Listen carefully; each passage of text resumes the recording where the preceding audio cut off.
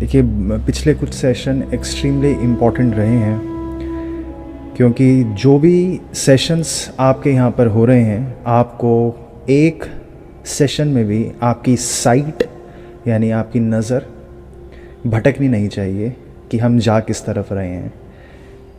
शिव सूत्र जो हम समझते हैं, कुछ सूत्र हैं जो बीच बीच में हम समझते हुए आते हैं, वो सारा का सारा शिव सूत्र ऊपर की स्थितियों की गतियों को समझाया जा रहा है कि संसार कैसा है और कैसा बना है, इंसान का शरीर कहाँ से आता है, चित्त और हृदय के मिलन से क्या होता है, सिद्धियाँ क्या होती है, दृष्टि क्या चीज़ होती है, अटेंशन के एकत्रित होने से क्या क्या चीज़ें होती हैं। तो सांसारिक जो चीज़ें हैं, वो चीज़ें जो आम जन के लिए दुनिया हैं, वो चीज़ें समझाई जा रही है शिव सूत्र में किन लोगों को जो बहुत ही हायर स्टेट्स पर हैं, जो बॉडी में नहीं है, या बॉडी में है तो योगियों की स्थितियों पर है, बहुत हायर स्टेट्स पर हैं, देवी देवता हैं, नारकी हैं, बहुत सारे देव नरक में हैं, बहुत सारे देव होते हैं, व्यंतर देव हैं, बहुत अलग अलग गतियों के स्थितियों पर ये समझाया जा रहा है शिव सूत्र। तो शिव सूत्र ऊपर की स्थितियों को बताया जा रहा है कि नीचे क्या चल रहा है, ये आप समझें। दूसरी तरफ जो योग सूत्र था वो नीचे से बताया जाता था कि ऊपर कैसे जाना है। योग सूत्र बताया जा रहा है कि लिबरेशन, केवल्य की तरफ कैसे जाना है, केवली पद क्या है। तो वो योग सूत्र था, ये भेद आप समझ रहे होंगे। और शिव सूत्र ऊपर से बताया जा रहा है कि शरीर क्या होता है, इच्छा शक्ति किसे कहते हैं, इच्छा शक्ति मैनिफेस्ट कैसे होती है, ये सब कुछ ऊपर से नीचे की तरफ बताया जा रहा है शिव सूत्र में। तो ये मुख्य भेद था दोनों में। लेकिन ये दोनों देखें, अब यहां पर एक और चीज समझे। इस भेद को समझने के बाद अब आप ये समझेंगे कि योग होना ना तो अच्छी चीज है ना बुरी चीज है। अगर कोई सिद्ध की स्थिति पे है, सिद्धालय है, जैसे कि करोड़पति होना ना अच्छी चीज है ना बुरी चीज है। कोई अरबपति है और उसे और धन चाहिए, वो करोड़पति हो जाएगा तो उसको बेकार लगेगा। कोई लखपति है, वो करोड़पति हो जाएगा तो उसे अच्छा लगेगा। योग का मतलब तो सिर्फ मिलन है। तो जो सूत्र आया था बीच में, विस्मय योग की भूमिका रखता है। तो योग खुद में ना अच्छा है ना बुरा है। अगर आप मुक्त हैं इन संसार से, और भी स्पीशीज हैं, देखें बहुत सारी चीजें हैं जो सेशन में पूरी डिटेल में हम नहीं बता सकते, लेकिन कुछ ऐसी चीजें आप ये भी समझे जो आज हम शेयर कर सके आज, कि जो भी काल चक्र है, वो काल चक्र, काल का क्या अर्थ हो जाता है यहां पर, ये अवसर्पणी और उत्सर्पणी है। ये एक ऊपर से यानी कि बेटर स्थितियों से बेकार होता जा रहा है एक हिस्सा, और जब ये बेटर स्थितियों से बेकार की तरफ होता जाएगा तो दूसरा हिस्सा फिर उसके बाद बेकार से फिर बेटर की तरफ जाएगा। तो जब बेटर स्टेट से बेकार स्टेट्स की तरफ आ रहा है तो उसे कहते हैं अवसर्पणी, सर्प, सांप, सर्प। और जब बेकार स्टेट से फिर वापस बेटर की तरफ जाएगा उसे कहते हैं उत्सर्पणी। तो दोनों सर्प के अंदर आ रहा है यहां पर। तो ये जो इसका मैं ये बताने का प्रयोजन है कि ये काल चक्र जो है, जो सर्प के अंडर आता है, जो जैन लिटरेचर डायरेक्टली बोलता है कि उत्सर्पणी और अवसर्पणी जो काल हैं, जो दो हिस्से हैं, छह जो एरास हम आपको बताते हैं, तो सर्प के अंडर आता है। और ये जब किसी से पूछा गया कि ये सर्प के अंडर ही क्यों है, यहां पे सांप ही क्यों बनाया जा रहा है और कुछ क्यों नहीं बनाया जा रहा, तो वो लिटरेचर के हिस्से एग्जिस्ट नहीं कर रहे हैं। वो लिटरेचर के हिस्से जैसे सनातन धर्म और वेद के जो हिस्से हैं, बहुत सारी वेद गायब हो चुके, कुछ ही वेद बची हैं। आयुर्वेद जो एक छोटा वेद है, इस प्रकार के कुछ वेद हैं बची हैं। उपनिषदों से हम वेद को समझ सकते हैं, बहुत सारी वेद गायब कर दी हैं। वैसी जैन लिटरेचर बहुत सारा जला दिया गया है, गायब कर दिया है। तो यहां पर यह क्यों बताया जा रहा है कि सर्प के अंडर आ रहा है काल चक्र, कि इसके अलावा और भी ऐसी जगह हैं जहां पर ह्यूमन बीइंग्स एग्जिस्ट करते हैं। ऐसी 101 जगह बताई गई हैं। 101 जगह ऐसी जगह बताई गई हैं जहां काल चक्र नहीं चलता, यानी कि जहां सर्प से नहीं घिरा हुआ। उत्सर्पणी और अवसर्पणी एक एक हिस्से हैं, एक इस तरफ से आ रहा है, दूसरा इस तरफ से जा रहा है, तो पूरा सर्कल बनता है। तो ऐसी भी जगह हैं जो सर्प से नहीं घिरा हुआ। अभी आप ये जो मैं आपको सर्प से घिरा हुआ यानी कि नाग संप्रदाय से घिरा हुआ है, अभी आप उस तरफ मत अपनी मेमोरी के बेसिस पर चले जाना कि हाँ कोई तो कहता है कि हम रेप्टिलियंस से घिरे हुए हैं, रेप्टिलियंस बुरे हैं या अच्छे हैं, इसको कंट्रोल करते हैं। अभी वहां मत चले जाना। बस ये बात है कि ऐसे और भी जगह है जहां पर काल चक्र नहीं एग्जिस्ट कर रहा, वहां के नियम बहुत अलग हैं। वहां पर ऐसा नहीं हो रहा है कि पहला, दूसरा, तीसरा, चौथा, पांचवा, छठा एरा चल रहा है। तो ऐसे 101 जगह बताई गई हैं जहां पर ह्यूमन बीइंग्स हैं। ह्यूमन बीइंग्स आपकी तरह दिखेंगे ऐसा नहीं है। चित्त के बारे में बताया जा रहा है आपकी, या ऐसे समझे आपकी स्पिरिट की स्टेट्स को बताया जा रहा है। आपकी आत्मा पर किस प्रकार के कार्मिक पार्टिकल्स चिपकते हैं तब आप मनुष्य बनते हो, तो उस स्टेट्स को बताया जाता है ह्यूमन बीइंग, ना कि आपका चेहरा। तो ऐसा नहीं कि आपके चेहरे जैसे 101 जगह और भी मौजूद होंगे, ये नहीं बोल रहे। वो बोले कि ह्यूमन की स्टेट्स हैं। तो अब बहुत अलग अलग जगह हैं, लेकिन ये जिस दुनिया में आप लोग रहते हो, जो काल चक्र के अंडर आती है, तो इस दुनिया को एक्सप्लेन करते हुए वो शिव सूत्र बताए जा रहे हैं अलग अलग जगह के। अब आप समझ पा रहे हो कितना ग्रैंड यूनिवर्स है। ईस्ट के जो तीनों रिलीजन्स हैं उसमें सारा का सारी कॉस्मोलॉजी बहुत डिटेल में बताई गई है। जो देखें, ये हैरानी के बाद आप देखें कि जिस हिस्से में अर्थ बताई जाती है जिसमें आप लोग रहते हैं, वो अर्थ जो बताई जाती है वो भरत क्षेत्र, आप ऐसे समझे जम्बू द्वीप के अंदर एक भरत क्षेत्र है। उस भरत क्षेत्र के अंदर 6 पृथ्वी जितने बड़ी जगह हैं। जम्बू द्वीप के अंदर 15 भरत क्षेत्र जितनी बड़ी जगह है, और एक भरत क्षेत्र के अंदर 6 पृथ्वी जितनी जगह है। इतना छोटा हिस्सा रिलीजन के हिसाब से आप लोगों को बोला जा रहा है यही पूरा संसार है जहां पर मनुष्य रहते हैं, लेकिन हजारों गुना, लाखों गुना ज्यादा बड़ा ऐसी जगह है जहां पर ह्यूमन बीइंग्स रहते हैं जितनी बड़ी आपकी पृथ्वी है। तो पृथ्वी ही पूरे के पूरे ह्यूमंस को रखे हुए है, ऐसा ईस्ट का एक भी रिलीजन नहीं कह रहा। और पुराने रिलीजन्स जो वेस्टर्न और या के मिडिल ईस्ट के रिलीजन आने से पहले जो यूनिवर्सल नॉलेज रही थी, वो सब एग्जैक्टली यही कह रही थी। तो शिव सूत्र किस ऑडियंस के लिए है वो आप समझेंगे कि आप या मध्य ये भरत क्षेत्र के अंदर जो आर्यखंड है, जिस पर जो आपको पृथ्वी बताई जाती है, तो सिर्फ आर्यखंड के लोगों के लिए नहीं है, वो बहुत अलग अलग जगह के लिए बताई गई हैं जहां पर काल चक्र का कोई कंसेप्ट ही नहीं एग्जिस्ट करता। बहुत अलग अलग चीजें होती हैं वहां पर। तो अब जो योग के बारे में बताया जाता है, तो योग भूमिका से आपकी आत्मा तो किसी मटीरियलिस्टिक नेचर से चिपकती है। तो मटीरियलिस्टिक नेचर से चिपकेगी आपकी आत्मा। अगर आप संसार में जी रहे हो, आर्यखंड यानी कि जो अर्थ है, जो आपको अर्थ बताया गया आर्यखंड में, अगर आप जी रहे हो और आपकी आत्मा पर कोई योग विस्मय की वजह से अट्रैक्शन हो, किसी हायर स्टेट्स की तरफ आप अट्रैक्ट हो जाओ, उदाहरण के लिए कोई शिव जी की तरफ अट्रैक्ट हो गया, तो उसका ध्यान उस तरफ लग जाएगा, तो विस्मय की वजह से एक योग यानी मिलन होगा और आपका फायदा होगा। लेकिन अगर आप दूसरी स्टेट्स पर हो, बहुत हाई स्टेट्स पर हो, क्लोज टू लिबरेशन के स्टेट्स पर, तब आपके साथ अगर आप पर कोई भी योग होगा तो वो अच्छा नहीं है। इनफैक्ट जो गुण स्थानों के बारे में हम आपको बताते हैं, तो 13वें गुण स्थान और फाइनल लास्ट गुण स्थान, 14th गुण स्थान जो अंत है, जिसके बाद ओमनीसाइंस आ जाती है, 14th गुण स्थान में ओमनीसाइंस है। वो कैसे आ पाती है? या मोक्ष चले जाएंगे, जब हम बॉडी को छोड़ के चले जाएंगे, उसके बाद 14 गुण स्थान के बाद हम चले जाएंगे। भेद क्या है?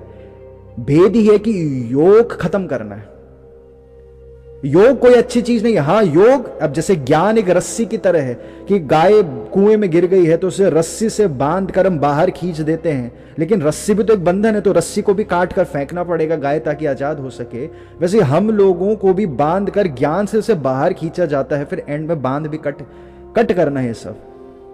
तो उसी प्रकार से जो योग की स्थिति है वो आपको सिर्फ 13वें गुण स्थान तक ले जाती है, और 13वें गुण स्थान के बाद आपको योग की जगह अयोग स्टेट्स पर पहुंचना है, जहां पे योग का भी कोई काम नहीं है। तो योग खुद में ना अच्छा है ना बुरा है, रस्सी जो बांध कर खींच रहे हैं खुद में अच्छा ना बुरा है। अगर आप ऊपर के स्टेट्स में हो तो करोड़पति होना बेकार हो गया, नीचे की स्टेट लखपति हो तो करोड़पति होना अच्छा हो गया। तो यहां पर आप इस चीज को क्लैरिटी लाएं, ठीक है।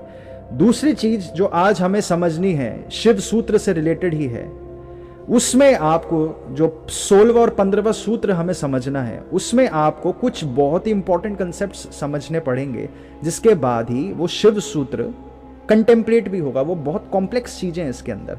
वो क्या है, आपका हृदय क्या चीज होती है, इस पर आप खुद से भी विचार कीजिएगा घर पर। हृदय क्या चीज होती है और चित्त क्या चीज होती है। अगर आप हृदय क्या चीज है और चित्त क्या चीज है इसको समझ गए, तो इन दोनों के मिलन से क्या चीज होती है आप वो भी समझ पाओगे। कोई रटना नहीं होता, ये तो आप ऐसे समझे पजल्स की तरह हैं।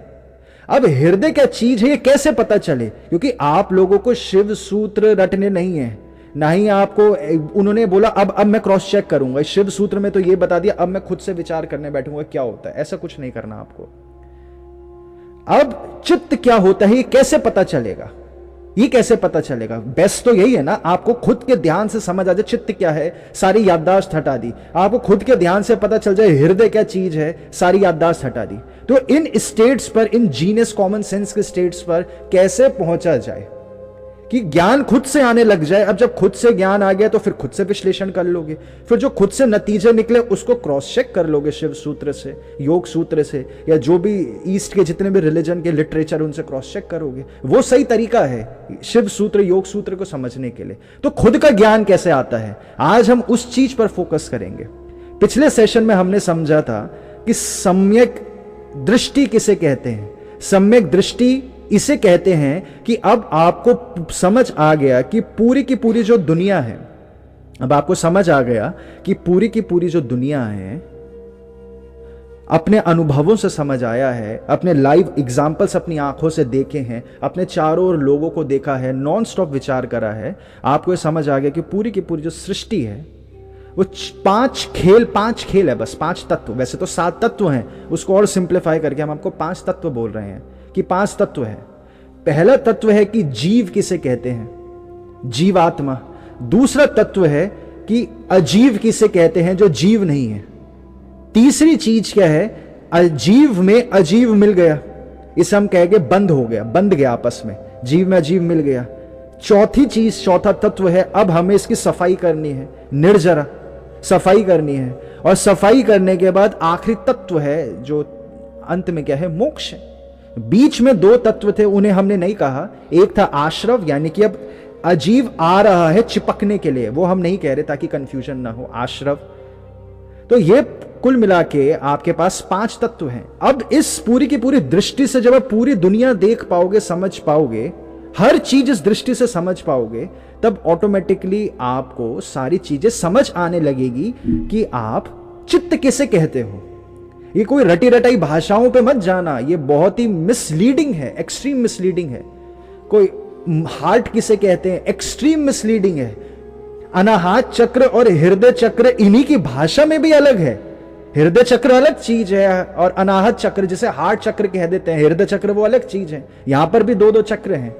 और जो हृदय चक्र के बारे में बताया जाता है उसे अनाहत चक्र से जोड़कर, मतलब इनके लिटरेचर में भी जो इंटरप्रिटेशंस हुई हैं वो भी बहुत अलग अलग हो रखी हैं। तो इस वजह से जब तक आप इस 5 तत्वों से पूरी दुनिया नहीं देखना शुरू करोगे तो आपको गहराइयां नहीं पकड़ाएंगे, तो आपको चित्त का मतलब नहीं समझ आएगा, आपको फिर हृदय का मतलब नहीं समझ आएगा। अगर खुद से नहीं समझ आएगा तो जो शिव सूत्र हम करेंगे वो आपके जीवन में बदलाव नहीं लाएंगे।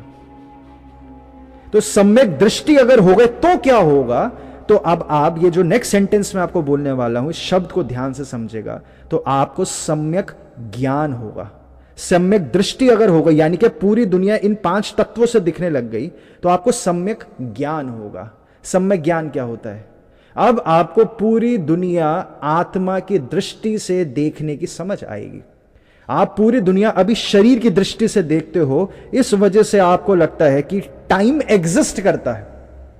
ये तो आपने बहुत बार सुना होगा कि कोई एक फिलॉसफी कहती है, स्कूल ऑफ थॉट कहता है कि टाइम एग्जिस्ट नहीं करता, एक स्कूल ऑफ थॉट कहता है टाइम एग्जिस्ट करता है। आपके मन में आता होगा ये कैसे कहते हैं, मैं खुद से कैसे क्रॉस चेक कर लूं इन चीजों को। पहला बेसिस क्या था, सम्यक दृष्टि हो पाए। सम्यक दृष्टि कैसे हो पाए, जब 5 तत्वों से दुनिया देखने लग गए। तो सम्यक दृष्टि के बाद क्या होगा, सम्यक ज्ञान होगा। सम्यक ज्ञान क्या हो, वो सम्यक ज्ञान का निष्कर्ष है जिन लोगों ने यह आपको बता दिया कि टाइम नहीं एग्जिस्ट करता। इस प्रकार की अनंत चीजें आपको अपने आप दुनिया के आगे दिखने लगेंगी। अब कैसे, आप ये समझे कि अभी तक आपको लगता है कि स्पेस और टाइम एग्जिस्ट करता है, लेकिन अगर आप सम्यक दृष्टि आपकी होने लगेगी तो आप समझोगे कि आत्मा तो अनंत कालों से है, अनंत काल चक्र हो चुके हैं। आत्मा, जीव जिसे बोला जाता है, वो ना कभी बना है ना कभी खत्म हो सकता है, तभी तो परफेक्शन के स्टेट्स पर है। अगर आत्मा अरबों खरबों साल में 1 इंच भी या 1 इंच से भी छोटा 1 मिलीमीटर में का भी बदलाव आ जाता, करोड़ों अरबों साल में इतना सा भी बदलाव आ जाता, तो इनेविटेबल था कि आत्मा कोलैप्स कर जाएगी, आत्मा खत्म हो जाएगी। आत्मा इनेविटेबल था। अगर टाइम के वजह से बदल रही है तो स्पेस में भी इनेविटेबली बदलेगी, तो टाइम और स्पेस में बदलेगी। लेकिन आत्मा का परफेक्शन का मतलब ही यह है कि वो अनंत काल से चल रही है, इसलिए आत्मा को बोला जाता है हमेशा हमेशा से चल रही है। लेकिन अगर आपकी सम्यक दृष्टि हो गई, तब आपको ये सेंटेंसेस अपने आप समझ आएंगे कि आप आत्मा हैं तो टाइम एग्जिस्ट नहीं करता। अब यहां पर बहुत इंपॉर्टेंट चीज आप समझिएगा, यूनिट ऑफ मेजरमेंट जो कि भरा गया आप सबके दिमागों में, इतने हजारों सालों से आपके दिमागों में क्या भरा गया है, यूनिट ऑफ मेजरमेंट क्या है, टाइम और स्पेस। आप दुनिया की कोई भी चीज कैसे नापते हो, टाइम और स्पेस में नापते हो। एरिया कैसे, वर्ग कैसे, एरिया कैसे नापते हो, टाइम और स्पेस में नापते हो। आप स्पीड कैसे नापते हो, स्पेस डिवाइडेड बाय टाइम। दुनिया की हर एक चीज, वॉल्यूम कैसे नापते हो आप, स्पेस में।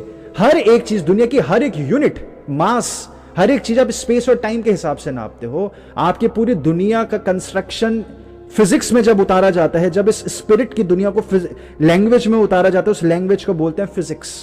तो हर एक चीज को टाइम और स्पेस में बांध कर आपको पढ़ाया गया। इस वजह से आप लोग भी खुद को टाइम और स्पेस में बंधा हुआ फील करते हो। आप लोगों को लगता है कि कितनी देर ध्यान करना है, क्योंकि आपके ब्रेन में यह डाल दिया गया है कि मेजरमेंट नापने का जरिया है समय के बेसिस पर नापो या स्पेस के बेसिस पर नापो। लेकिन जब आपको सम्यक दृष्टि होगी, इस बात की गहराई पर अभी और जाएंगे हम फिर से, कि आप पूरी दुनिया समय उसके हिसाब से नाप रहे हो, टाइम और स्पेस के हिसाब से, लेकिन ये यूनिट ऑफ मेजरमेंट्स है ही नहीं। तो क्या होती है यूनिट ऑफ मेजरमेंट? अगर आप आत्मा हो तो यूनिट ऑफ मेजरमेंट टाइम और स्पेस नहीं होती, यूनिट ऑफ मेजरमेंट होती है भाव। कब तक ध्यान करना है? 1 घंटे नहीं, 2 घंटे नहीं, 6 साल नहीं, जब तक भाव वासन नहीं होता तब तक ध्यान करना है, जब तक भाव में परिवर्तन नहीं आता। आत्मा के लिए सिर्फ एक ही, यानी कि आपके लिए सिर्फ एक ही यूनिट ऑफ मेजरमेंट है, भाव। तब तक ध्यान करा जाता है जब तक भावों में बदलाव नहीं आता। आत्मा के लिए इसके अलावा और कोई यूनिट ऑफ मेजरमेंट एग्जिस्ट नहीं करती। आत्मा के लिए समय एग्जिस्ट नहीं करता। जब आप लोगों का आचरण इस प्रकार का होगा, तब अपने आप ही आपको डिसिप्लिन के मायने समझ आ जाएंगे। अगर कोई इंसान अपने को भावों के हिसाब से देखने लगे, यूनिट ऑफ मेजरमेंट खुद को भावों के हिसाब से नापने लगे, तो आपका जीवन किस प्रकार का होगा? अभी तक आपका जीवन ऐसे कि सुबह उठना है, फिर ब्रेकफास्ट करना है, ऑफिस जाना है, घर आना है, डिनर करना है, सो जाना है। जो इंसान सम्यक दृष्टि हो जाता है तो उसका जीवन कैसा हो जाता है? ध्यान लग गया, टाइम का मतलब ही नहीं, घड़ी उठा के फेंक दो। जब तक वो ध्यान लग के बात समझ नहीं आई और बात समझ के भाव में परिवर्तन नहीं हुआ, तब तक नेक्स्ट कोई काम ही नहीं करना, क्योंकि घड़ी है ही नहीं कहीं। यूनिट ऑफ मेजरमेंट टाइम है ही नहीं, क्योंकि आप बॉडी नहीं हो। आप बूढ़े होके मर जाओगे नहीं, आपका शरीर बूढ़े होके मर जाएगा। जो दुनिया अपनी आत्मा की दृष्टि से देखने लग जाता है, वो अपने अंत के समय तक अपनी बॉडी को छोड़ जाता है और खुद जागृत स्थिति में रह जाता है, क्योंकि उसके लिए यूनिट ऑफ मेजरमेंट भाव हो चुका है। उस साधक के लिए ना रात होती है, ना दिन है, ना कुछ है, ना सुबह है, ना शाम है, ना भूख है, ना प्यास है। जब तक भावों में परिवर्तन नहीं आ रहा, तब तक कुछ हुआ ही नहीं। अभी आपको लगता है 1 घंटा हो गया तो कुछ हो गया, आपने 10 किलोमीटर दूर चले गए, 50 किलोमीटर दूर चले गए तो कुछ हो गया, लेकिन ये एग्जिस्ट ही नहीं करता आत्मा की स्टेट्स से जो जीवन जीने लगता है, जो मुनि होता है, जो संत होता है। जो संत मुनि की यूनिट ऑफ मेजरमेंट, यानी कि आप लोगों की यूनिट ऑफ मेजरमेंट, यानी कि आत्मा की यूनिट ऑफ मेजरमेंट भाव है, भाव। जब तक आपके अंदर भावों का परिवर्तन नहीं आया तब तक आपने कुछ भी नहीं करा। आप मर जाओगे, शरीर छूट जाएगा, आप अपने भावों को परिवर्तित करते करते ग्रो नहीं करें। आप बोलोगे मैंने 25,000 घंटे तो ध्यान कर लिया, लेकिन भावों में परिवर्तन आया कि नहीं आया? काउंट तो आपके भावों का परिवर्तन होता है। समय तो आपके शरीर के लिए है, समय खत्म, आपका शरीर खत्म, सब खत्म, भावों में परिवर्तन ही नहीं आया तो उसका कोई मूल्य नहीं है। आपने चाहे 24 घंटे ध्यान कर लिया, अगर भावों में परिवर्तन नहीं आया तो आत्मा की, स्पिरिट की दुनिया में, यानी कि जब आप शरीर छोड़ दोगे उस दुनिया में कोई जीरो मूल्य, कोई कुछ मूल्य नहीं है। तो भावों में परिवर्तन कैसे आए, इसको शब्द दिया जाता है भाववासन। आपके अंदर पूरे अंदर तक बदलाव आ जाना चाहिए। तो आत्मा के लिए यूनिट ऑफ मेजरमेंट क्या है? आपका बदलाव। शरीर तो लीस्ट रियल है, शरीर आपका शरीर 70-80 साल है, लेकिन अधिकतर समय तो शास्त्रों के हिसाब से आप या तो देवी देवता रहे या नरक में रहे। क्यों? क्योंकि जब देवी देवता बनते हैं तो वो 20-20 हजार, 30-30 हजार सालों के लिए रहता है। आपके लिए जैसे 30,000 साल है, उनके उतना जीवन अवधि रहती है, उनकी शरीर की अवधि। और जब नरक में है तो लंबी लंबी अवधि रहती है। तो यूनिट ऑफ मेजरमेंट को आप समझेंगे, कब समझेंगे? जब सम्यक दृष्टि होगी। ये बातें अनंत है, ये तो मैंने आपको एक उदाहरण दे दिया। सम्यक दृष्टि हो गई तो सम्यक ज्ञान आने लगेगा। ये सम्यक ज्ञान का एक हिस्सा है कि आप के लिए यूनिट ऑफ मेजरमेंट समय नहीं है। तो अब से ये नहीं कभी सवाल कि कितनी देर ध्यान करना है, जब तक बदलाव नहीं आया, जब तक भाव वासन नहीं हुआ, जब तक आपको कायदा क्या बन गया, अब आप आत्मा हो ये बोल दिया, तो कब तक ध्यान करना है? आप आत्मा हो। आत्मा किस प्रकार की होती होगी, इमेजिन करना है, फील करना है कि अनंत है, मैं समय से बंधा नहीं हूं, तो फियर क्यों लग रहा है? अब फियर क्यों लग रहा है, इस फियर पर ध्यान करना है। कब तक ध्यान करना है? जब तक फियर नहीं खत्म होता डेथ का। अब कितना भी समय लग जाए, टाइम का कोई मीनिंग नहीं है। अगर आप डेथ पर ध्यान करते करते शरीर छूट गया